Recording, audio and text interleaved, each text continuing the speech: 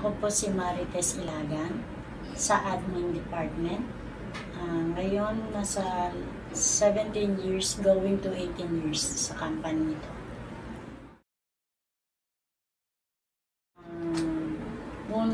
Yung unang work ko as a purchasing sa isang company. And then, nag-asawa, nagkaanak. So, naging plain housewife na lang ako.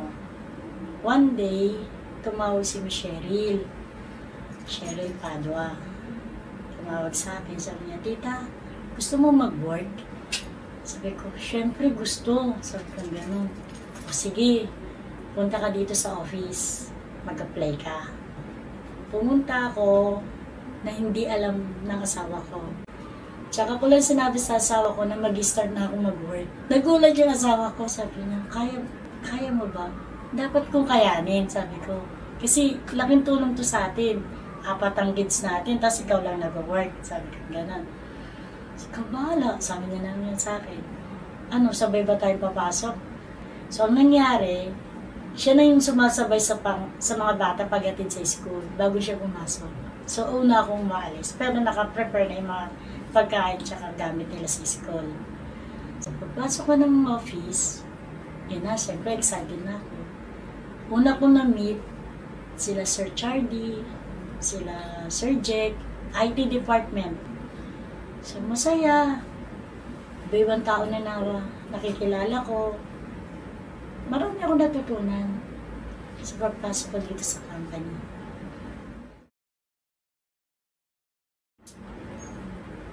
Para sa akin, unang-una yung COVID time.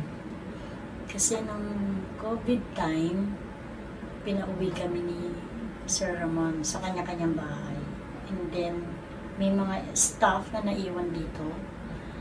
So, si RFG, sinuplayan niya lahat ng mga pangangailangan ng mga staff na na-stranded dito. Medicine, food, basta lahat ng mga kailangan ng staff na na-stranded dito, sinuplayan niya ni Sir Mon, tapos lagi niyang binibisita.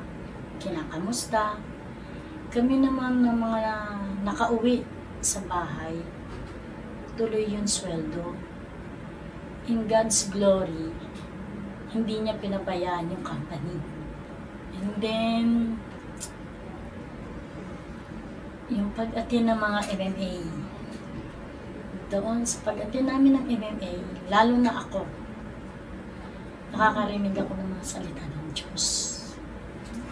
Yung wisdom, yung knowledge, yung strength, lalo na yung strength. Kasi kailangan namin yun.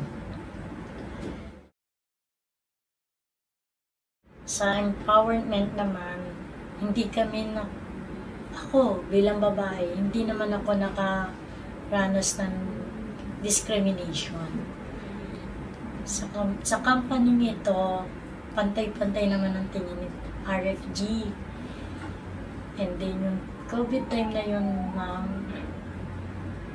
sinusuplayan niya pa rin yung mga empleyadong tinamaan din ng COVID.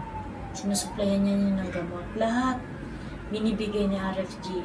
Kasi si RFG, malakas talaga ang pananampalataya niya. Tinuturo niya rin sa bawat empleyado na wag mawawala ang pananampalataya. Kaya naniniwala talaga ako. Kasi hindi tatagal ang company nito nang walang pananampalataya si RFG at ang mga empleyado. Kaya para sa akin, pantay-pantay man ang babae at ang lalaki sa kumpanya ito.